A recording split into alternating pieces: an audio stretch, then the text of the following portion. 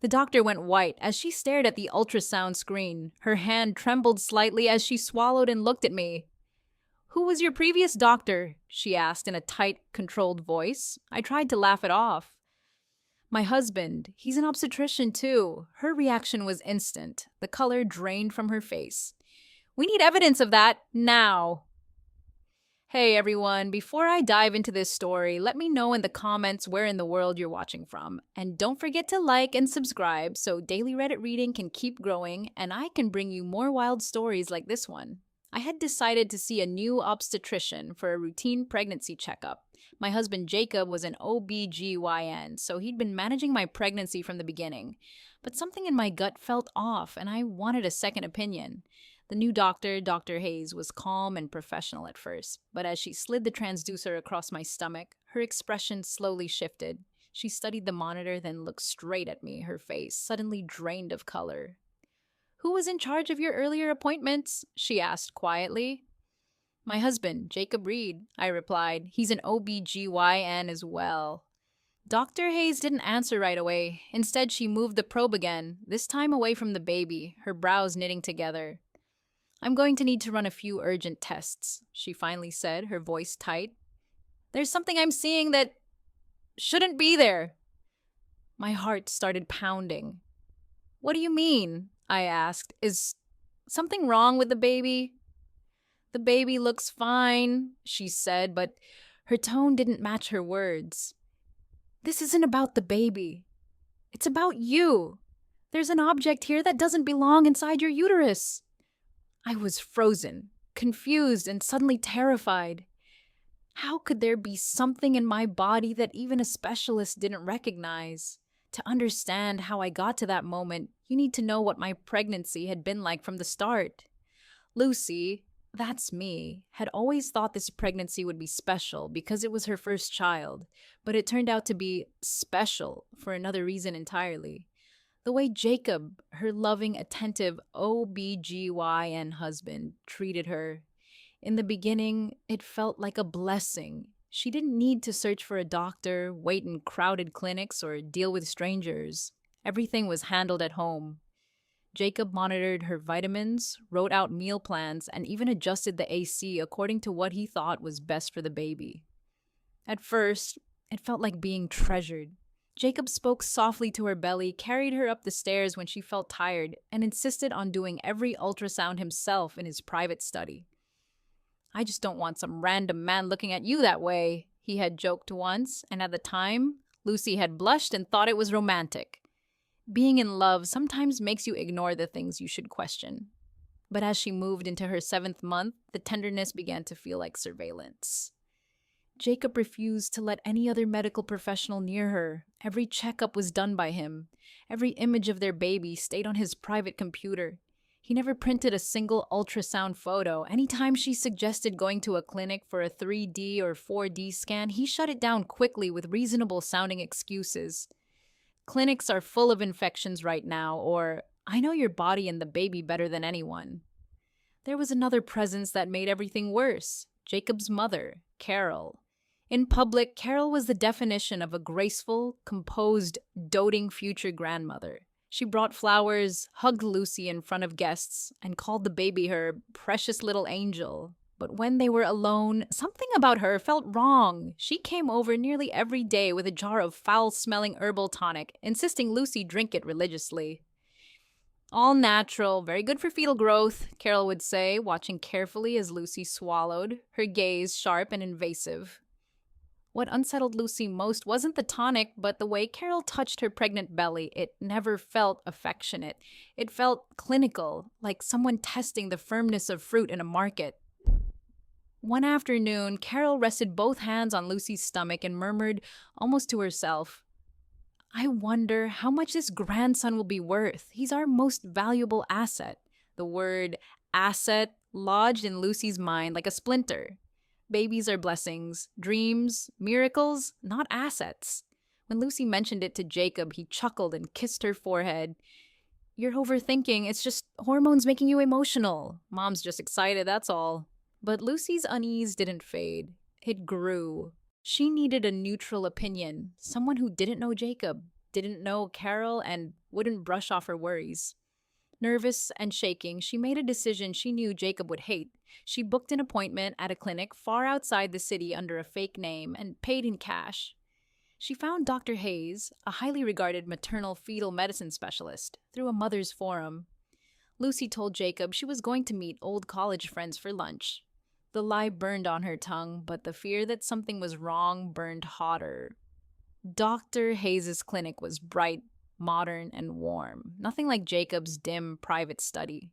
The staff smiled, asked how she was feeling, and treated her like any other patient. For the first time in months, Lucy felt like she could breathe. Inside the exam room, Dr. Hayes listened calmly as Lucy explained that she simply wanted a second opinion and maybe a 4D ultrasound for the baby album. The doctor didn't press her. She smiled knowingly as if she'd heard similar requests before. "Let's meet your baby then," she said gently. Lucy lay back on the exam table. The cool gel on her stomach made her shiver, but the rhythmic whoosh of the baby's heartbeat instantly eased her. The little figure on the screen wriggled and kicked. "He's very active," Lucy said, tears of relief in her eyes. In that moment, everything felt okay. Maybe she had been paranoid. Maybe Jacob really was just overprotective. Maybe Carol was just weird. "Yes," Dr. Hayes responded, her expression soft. "The baby looks wonderful. Strong heart, normal measurements, good growth. Everything checks out." She took measurements, recorded data, and seemed satisfied. Lucy began to relax, finally enjoying the sight of her baby on the screen. But then, gradually, Dr. Hayes' smile faded. She adjusted the transducer and moved away from the baby to scan the rest of the uterus. Her face grew serious. She zoomed in on something Lucy couldn't see clearly, then quietly switched off the large monitor facing Lucy, leaving only a smaller screen visible to her. "Doctor?" Lucy asked, her voice shaking. "What's wrong? Is the baby okay?" "Your baby is fine," Dr. Hayes answered, but now her voice carried a strain. She set the probe aside and looked directly at Lucy with an intensity that made her chest tighten. Silence pressed between them. "Who has been doing your ultrasounds and examinations until now?" Dr. Hayes asked, carefully enunciating each word. "My husband," Lucy replied slowly. "Dr. Jacob Reed. He's been my OBGYN from the start, and his mother helps a lot too." Dr. Hayes looked back at the monitor for a long moment. When she faced Lucy again, she was visibly unsettled. She stood up, smoothing her coat with hands that were shaking slightly. "Lucy," she said urgently, "I need to run a complete blood panel and schedule an MRI for you as soon as possible." Panic surged in Lucy's chest. "Why? What is it? Do I have a tumor? Is it cancer?" Dr. Hayes shook her head quickly. "No, it doesn't look like that. I don't know exactly what it is yet, but there is a foreign object inside your uterus that should not be there. It is not part of your body, and it does not resemble any standard medical device." Lucy felt the room tilt. "What do you mean, an object? I've never had surgery. I've never had anything put inside me." "And that," Dr. Hayes said quietly, "is exactly what concerns me. If you've never had anything implanted, the only people who could have put this there are those who have had intimate medical access to your body.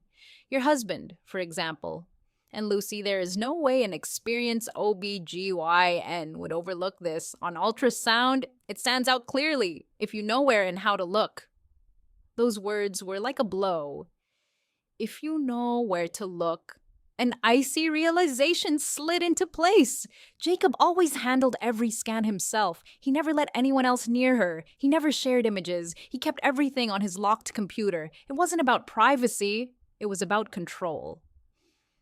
"I'm going to draw some blood right now," Dr. Hayes continued, her tone shifting into focused professionalism. "We'll test for any unusual metals or inflammatory markers, anything that might indicate this device is affecting your health. I'm also arranging an MRI at a different facility under a different name for your safety."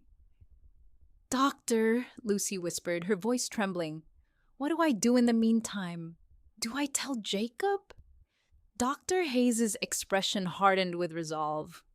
No, under no circumstances do you mention any of this to your husband or his mother. For now, we have to assume the worst, that they know exactly what this object is and why it's there. Until we have more information, it could be extremely dangerous for you to confront them. She handed Lucy a tissue and looked her straight in the eyes. Go home and act as if nothing unusual happened. Keep your routine the same. Watch him. Listen. Do not let him see that you're afraid. I'll call you with the MRI details. When we move carefully and quickly. Do you understand? Lucy nodded, though it felt like her body was made of stone. She left the clinic in a daze, blood drawn, a secret appointment scheduled under a false name. Every kick from the baby on the drive home felt like a reminder. There was something else in there with him, something artificial, something hidden. The word Carol had once used, asset, echoed in her mind like a curse. By the time Lucy pulled into the driveway, the sky was already dark. The house that once felt like a safe nest now looked like a beautifully decorated prison. She showered, scrubbing away the ultrasound gel and trying to wash off the dread that clung to her skin. Her reflection in the mirror looked unfamiliar. Pale, wide-eyed, and terrified. When Jacob came home, he slipped right back into his usual role. He kissed her forehead, asked how she was feeling, and commented on her swelling ankles. How was the reunion? He asked casually, leaning against the counter. It was nice, Lucy lied, forcing a smile. Lots of people showed up. We had fun. He smiled back, but there was something in his eyes that bothered her now. Before, she had seen concern and affection. Now she wondered if there was calculation hiding underneath. Don't overdo it, he said softly. You're carrying very precious cargo. That night, she lay in bed with her back to him, pretending to be asleep. Her mind raced. She thought of the object inside her, of Dr. Hayes' alarm, of Carol's chilling words about the baby being an asset. She thought of every herbal tonic, every ultrasound done behind a locked door, every time Jacob had insisted that no one else needed to see her medical records. Around 2 a.m., she felt Jacob carefully slide out of bed, moving with practiced silence. He picked up his phone and slipped out of the room, gently closing the door. Lucy's heart hammered. She waited a moment, then quietly got up and cracked the door open, listening. He hadn't gone far. His voice floated from the hallway near his private study, low and tense. She went to another doctor, Mom, Jacob whispered. Yeah, just some cheap 4D clinic. She says she wanted to see the baby's face. There was a pause as he listened. No, she doesn't suspect anything, he continued. She's too clueless. I checked last night while she was sleeping. The object is still in position. The baby growth hasn't shifted it. Everything's stable. Another pause. Yes, Mom, he said, irritation creeping into his tone. I'll handle the extraction myself during delivery. I'll make it look like a complication. No one will question it. Then we can manage the rest. I still have all of Richard Franklin's inheritance documents. The plan is intact. Lucy pressed a shaking hand over her mouth to stop a scream. The object, the delivery, her father's name, it was all part of something much bigger than she had imagined. Jacob chuckled softly, a humorless, cold sound. Of course. I'll make sure no one gets in the way. Once we have the key, nothing else matters. Lucy backed away from the door, her legs barely supporting her. She climbed into bed like a robot, mind spinning. Her loving husband and adored mother-in-law weren't just controlling. They were conspiring. The mysterious object next to her baby wasn't a medical error. It was intentional, and somehow it was connected to her late father's fortune. She lay there until Jacob returned to bed. He slipped in beside her, his breathing even, his body relaxed. She stared at the darkness, realizing she was lying next to a man who was planning to kill her. The next morning, she did what Dr. Hayes had told her. She pretended nothing was wrong. She smiled at Jacob, let him hand her vitamins, ate breakfast, and then secretly threw the pills up in the bathroom. She needed her mind clear. She needed answers. There was only one person who might know the missing pieces, her late mother's sister, Aunt Martha. After her father, Richard Franklin, died, Martha had always kept her distance, staying polite but withdrawn. Lucy had assumed it was due to discomfort around money. Now, she wondered if it was fear. Lucy waited until Jacob left for the hospital, claiming he had a long surgery booked. As soon as his car disappeared down the street, she grabbed the car keys. She left her main phone at home, worried it might be tracked, and drove to Aunt Martha's small house in the suburbs. When Martha opened the door and saw her heavily pregnant niece, she looked both worried and relieved. "Lucy, dear, what's wrong? You look like you've seen a ghost." "Auntie, I need to talk to you," Lucy said, fighting tears. "It's about Dad and Jacob's mother, Carol." Martha's hands shook so badly that the teacup she tried to fill spilled over. She set it down and sat heavily in a chair, staring at Lucy with wide, panicked eyes. "Why are you saying her name?" she whispered. "Carol, where did you even—" "She's my mother-in-law," Lucy cut in. "She's Jacob's mom. That's why I'm here. I need to know who she was to my father." Martha covered her mouth, then slowly lowered her hand.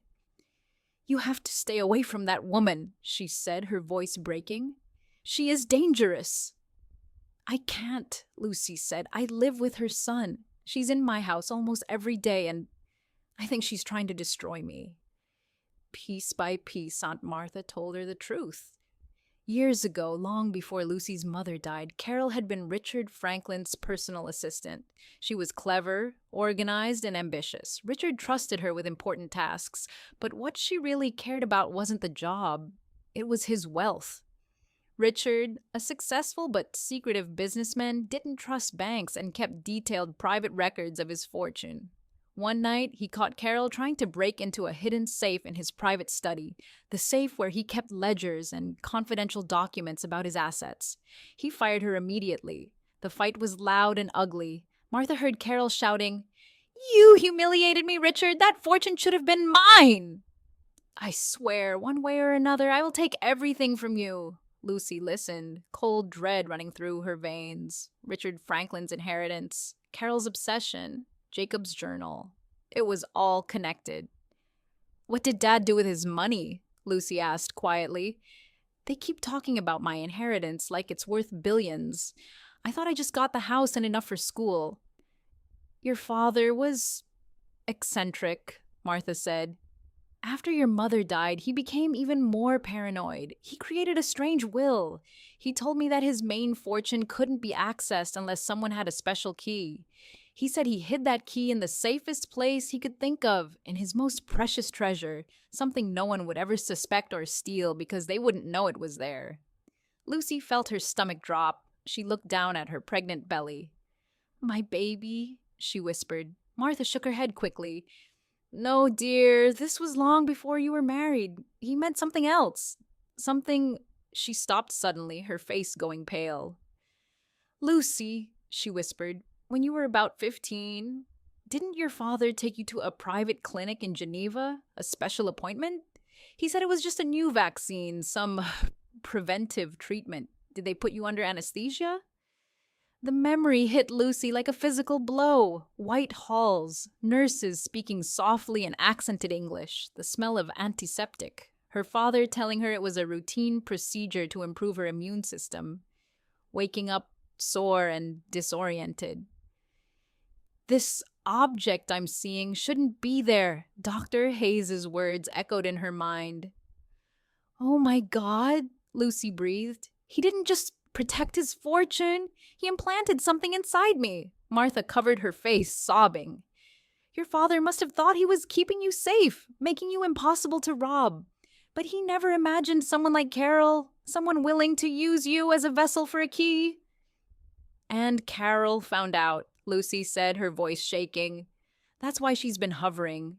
That's why Jacob became an OBGYN. He didn't fall in love with me by accident. He was sent." "What are you going to do?" Martha asked, terrified. "I don't know," Lucy replied. "But I can't go to the police with just a story. They'll think I'm crazy. I need proof, and I need help from someone who knows my father's secrets." Richard once mentioned a lawyer, an honest man he trusted, someone untouched by greed, a young attorney named Alexander Vance, the only one, he said, who could execute his secret will. Lucy left Martha's house with fear clawing at her insides, but also a tiny thread of hope. She had a name, Alexander Vance. She just had to find him without Jacob or Carol catching on. She went home, stopped at a small store, and bought a cheap burner phone. She knew Jacob likely monitored her main phone and her internet activity. With the burner hidden in her clothing, she walked into her house with a smile plastered on her face. That night, she ate dinner with Jacob and Carol, behaving as if everything was normal. Carol stroked her belly with that same possessive touch. "Such a strong baby," she cooed. "We must protect him. He's very important to us." Lucy nodded and smiled while her insides twisted. Jacob kissed her goodnight as if he hadn't plotted her death at 2 a.m. 3 nights ago. She pretended to sleep, waited until the house was quiet, then locked herself in the bathroom, turned on the faucet for noise, and pulled out the burner phone. She texted Dr. Hayes first, her fingers trembling. "He knows! His mother, too! They're planning to kill me during delivery. I need to get out before then." The reply came a few agonizing minutes later. "Stay calm. I'll move your MRI to tomorrow morning. Tell your husband it's a recommendation from your previous doctor. Go to this address. Do not come back home afterward. I'll have a team ready. We must do this safely." Another problem remained. Finding Alexander Vance. She couldn't search online. It was too risky. But she remembered something else. Her father's old study in the guest house. Jacob and Carol rarely went there. They thought of it as a dusty shrine to a paranoid man. For Lucy, it was a treasure chest of information. Before dawn, she slipped outside and went to the guest house. Dusty shelves lined the walls, stacked with papers and ledgers. After a frantic search, she found an old leather address book. Her fingers skimmed the names until she saw it. Vance, Alexander. Vance and Associates law firm, with an office number and a personal number. Her phone clicked as she photographed the page. "Lucy!" Jacob's voice suddenly called from the doorway. She nearly dropped the book. She quickly slipped the phone behind her back. "I just miss Dad," she said, letting her voice shake slightly. "I wanted to see his things for a minute." Jacob studied her, then forced a warm smile. "Come back to bed. This dust isn't good for the baby. And remember, you've got that MRI tomorrow that your previous doctor insisted on. Good decision, by the way. I'll have Mom take you. My surgery schedule is insane this week."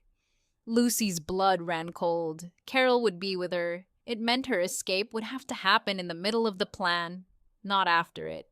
She nodded and pretended to agree.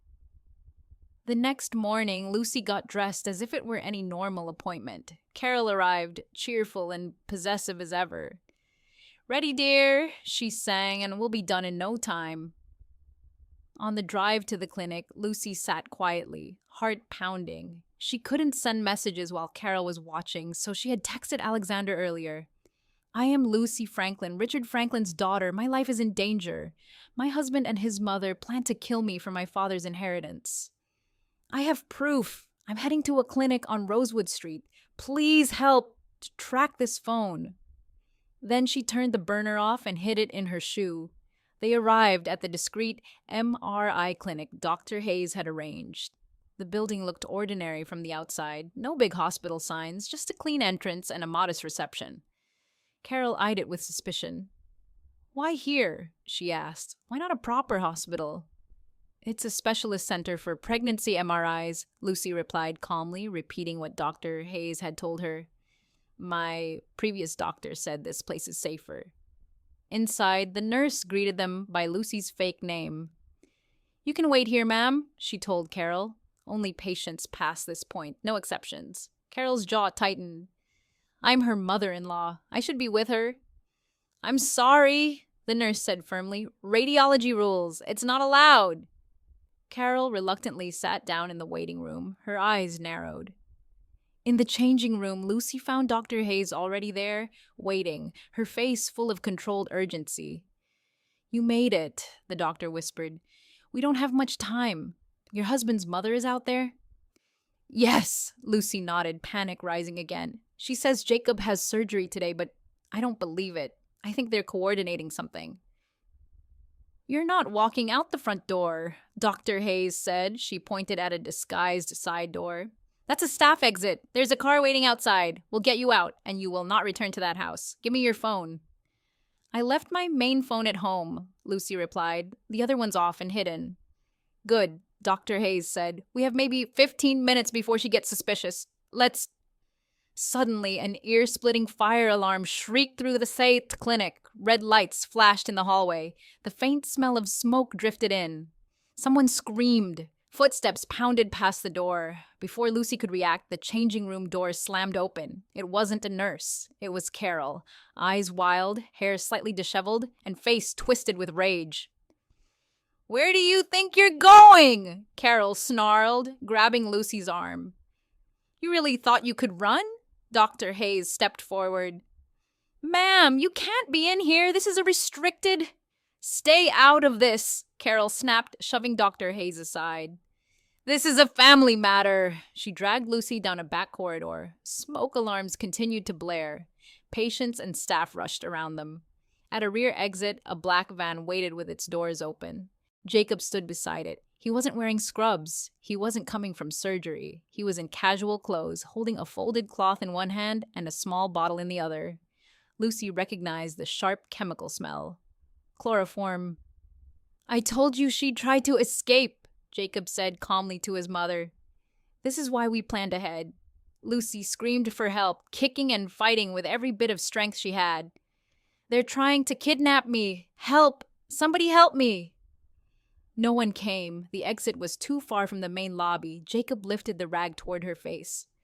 "Stop right there," a firm voice commanded. All three of them froze. At the end of the alley stood a man in a tailored suit, calm and composed, flanked by two uniformed officers. He looked like he belonged in a boardroom, not a back parking lot, but his presence was unmistakably authoritative. "Who the hell are you?" Jacob shouted, tightening his grip on Lucy. The man stepped closer. "My name is Alexander Vance," he said. "I was your father's attorney, Lucy, and I represent your interests." His eyes hardened as he turned toward Jacob and Carol. "She contacted me and provided extensive evidence of your plans, and Dr. Hayes sent me everything she found, including the MRI proof of the device inside her." Dr. Hayes appeared behind the officers, shaken but uninjured. Alexander held up his phone. "I also have photographs of your medical journal, Dr. Reed, and a very old letter your mother wrote, one that outlines a 20-year conspiracy to use Lucy as a vessel for your theft." Carol's face lost every trace of color. Jacob's mouth tightened. The officers stepped forward.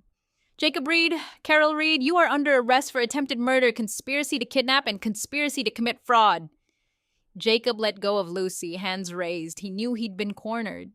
Carol, however, exploded with rage, lunging toward Lucy like a wild animal. "If I can't have it—" "No one can!" she screamed, fighting against the officers who restrained her. Lucy staggered backward into Alexander's arms, her chest heaving. Her heart was still racing when a completely different pain tore through her abdomen. Sharp, crushing, undeniable. "Doctor," Lucy gasped, clutching her belly. "Something's wrong. I think my water just broke." Amniotic fluid pooled at her feet. The baby had chosen this moment, the middle of an arrest scene in a smoky alley, to come. Carol saw the spreading fluid and screamed, her rage turning into a desperate obsession. "The baby! The key! Jacob, get the baby! Get the key!" Alexander barked an order to the officers. "Get them out of here now, away from her!" As Jacob and Carol were dragged to the police car, Jacob silent and pale, Carol thrashing and cursing, Lucy's contractions began, brutal and close together. Dr. Hayes knelt beside her, already focused. "Lucy, look at me," she said firmly. "You're in labor. We need to get you to a hospital now. The clinic isn't safe or equipped for this." Alexander nodded. "I'll drive. My car is secure."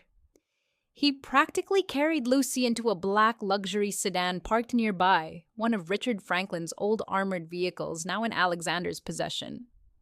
Dr. Hayes climbed into the back with Lucy while Alexander jumped behind the wheel. As they sped toward the hospital, every bump in the road sent waves of pain through Lucy's body. She clutched Dr. Hayes' hand, sobbing. "What if that thing inside me hurts the baby? What if it moves? What if—" "Lucy," Dr. Hayes interrupted, holding her face so their eyes met.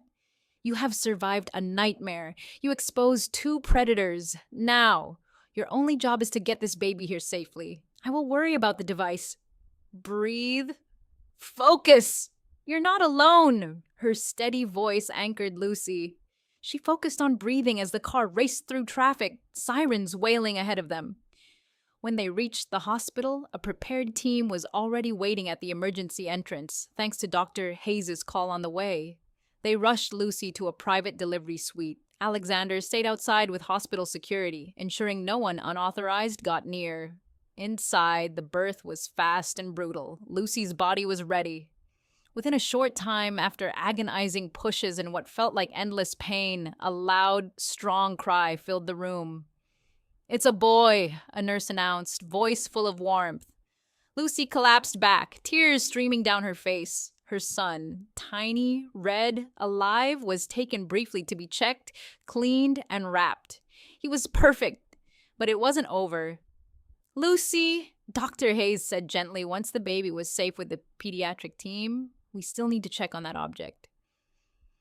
After the placenta was delivered, Dr. Hayes performed a careful exam with a portable ultrasound. The capsule appeared exactly where she had seen it before, embedded in the muscular wall of the uterus, not floating near the baby. "It's still there," she murmured, "and it's not in a position that interfered with delivery. Your father knew what he was doing." Lucy was exhausted. "Do you need to operate right now?" "Not immediately," Dr. Hayes replied. "You just gave birth. Your uterus is fragile. Removing it now could cause severe bleeding. We'll let your body stabilize and schedule a precise procedure in a few days. For the moment, it's not harming you or the baby." Then she frowned, staring at the screen. "That's strange," she said quietly. Fear shot through Lucy again. "What now?" "It looks like there's a very faint light inside the object," Dr. Hayes said, zooming in. "It's blinking. Lucy, the device appears to have activated, and the timing matches your son's birth almost exactly." Before Lucy could process this, the door opened and Alexander stepped in, looking both stunned and urgent.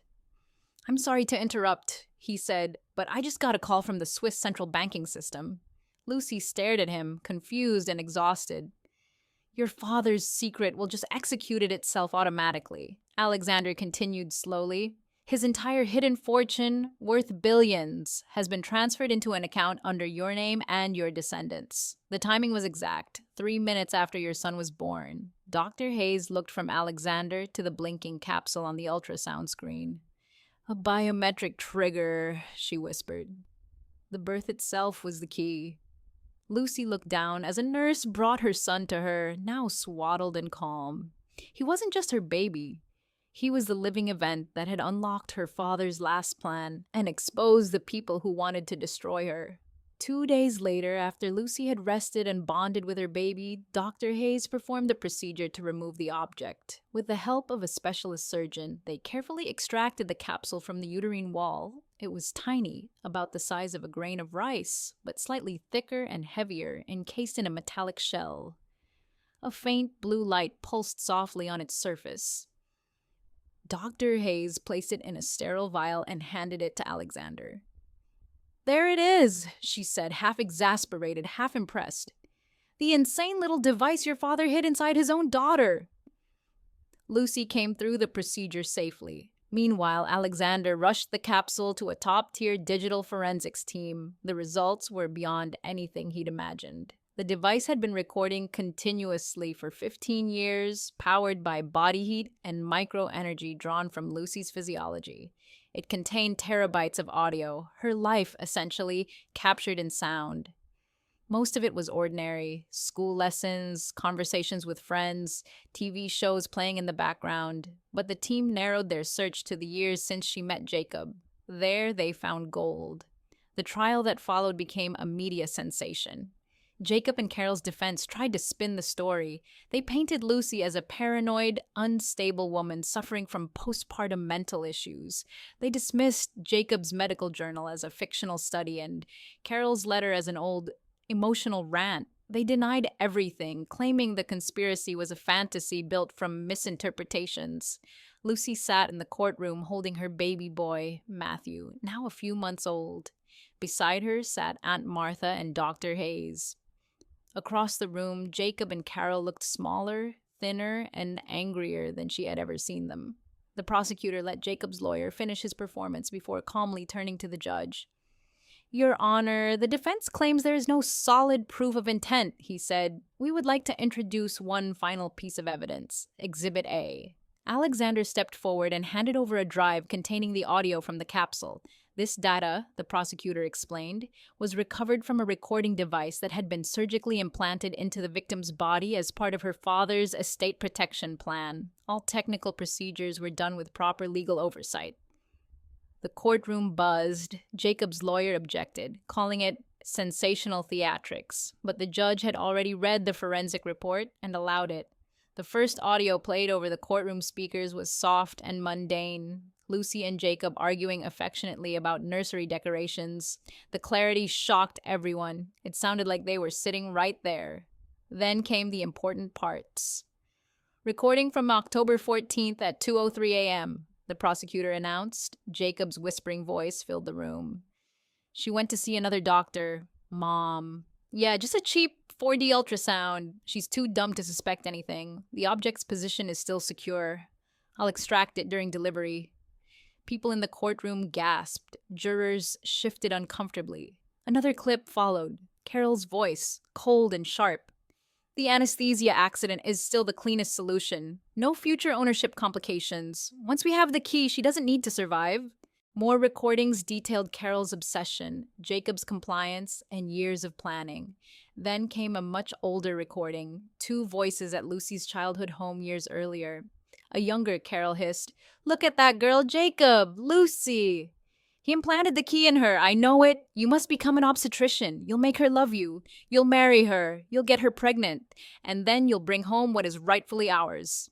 It was the final nail in their coffin. The jury didn't need long. Guilty on attempted murder, conspiracy to defraud, medical forgery, and kidnapping, among other charges. The judge sentenced both of them to life in prison without the possibility of parole. Carol exploded, screaming at Lucy that she had stolen what was hers. Jacob sat silent, his mask finally gone, his eyes empty. For the first time, Lucy saw him clearly, not as a husband, but as a weapon Carol had sharpened for 20 years. Life changed dramatically after the trial. Lucy moved out of the house that felt like a graveyard of lies. With Alexander's guidance, she used her inheritance to build something her father might actually have been proud of, the Lucy Franklin Foundation. It had 2 main branches. Under Dr. Hayes' leadership, the medical wing provided care and support for women in abusive or manipulative medical situations, especially those controlled by family members or partners. It trained doctors to recognize subtle red flags and gave victims a safe place to seek help. Under Alexander's supervision, the legal wing offered aggressive legal representation to those facing fraud and domestic conspiracy. The foundation became a nightmare for people who looked like loving spouses on the outside, but secretly viewed their partners as tools or property. Lucy became the face of the cause, not as a victim, but as a survivor who refused to let her story end in fear. She spoke quietly but with conviction, always holding Matthew in her arms or having his photo nearby as a reminder of why she fought. One day, she asked Alexander for something he didn't expect. "I want to visit them," she said, "both of them." "You don't have to," Alexander replied gently. "You've already won." "I know," Lucy said. "This isn't for them. It's for me." In a cold visitation room at a maximum security prison, Lucy sat behind a thick pane of glass with a phone in her hand. Alexander sat beside her, silent support. Jacob and Carol were led into the opposite side. Prison had stripped away their elegance. Carol's hair was gray and messy, her eyes still burning with bitter hatred. Jacob looked hollowed out, a man with nothing left inside. "Have you come to gloat?" Carol spat as soon as she picked up her phone. "Enjoy your father's dirty money?" Lucy smiled faintly. "Actually, I came to tell you what we did with everything they seized from you." Alexander took his own phone. "Good afternoon," he said politely. "All of your personal assets, your house, Jacob's accounts, his pension, even your furniture, have been legally turned over as damages." Carol's expression flickered with a hint of desperate hope. Maybe, she thought, Lucy would show mercy. Under Miss Franklin's instructions, Alexander continued, those assets have all been transferred to a dedicated branch of her foundation, the Carol and Jacob Fund for Victims of Medical Fraud. Your money will now help the kind of people you tried to destroy. Carol's face twisted with such fury that she shook. Jacob's eyes widened just slightly, then dropped, full of quiet despair. You! Devil! Carol hissed, slamming her fist against the glass. Lucy calmly picked up her phone again. You were right about one thing, Carol, she said softly. I do have a very valuable asset. She reached into her bag and pulled out a photo of Matthew laughing in the sunshine. She pressed it against the glass where they could see it clearly. This, she said, is something you can never touch. She turned to look at Jacob. And you, she added, her voice still gentle but unyielding. You were a doctor. You swore not to harm. You had a choice. You didn't lose because of my father or his paranoia. You lost because you chose greed over your oath, over your humanity. You failed as a doctor, as a husband, and as a human being. She stood, gave them one last calm look, then turned away. She didn't need to see their reactions anymore. The past no longer had power over her. Outside the prison, the sky was bright and open. Lucy stepped into the sunlight, breathing deeply. Alexander walked beside her in silence. The weight on her chest that had lived there for so long was gone. In the car, Aunt Martha sat in the back seat next to Matthew, who was sleeping peacefully in his car seat, his tiny chest rising and falling with each breath. When Lucy opened the door, Martha smiled at her with eyes full of pride and relief. Lucy looked at her son, the child they had called an asset, the baby they had tried to turn into a key, and felt only love. He was not a tool, not a symbol, not a target. He was her son. The story that began with a hidden object inside her body and a husband hiding secrets in the dark had finally ended, not with her on an operating table, but with her walking away, free, strong, and in control of a future that was truly hers. And as she slid into the car and they drove away, Lucy knew one thing for certain. This chapter was over. Her real life was just beginning.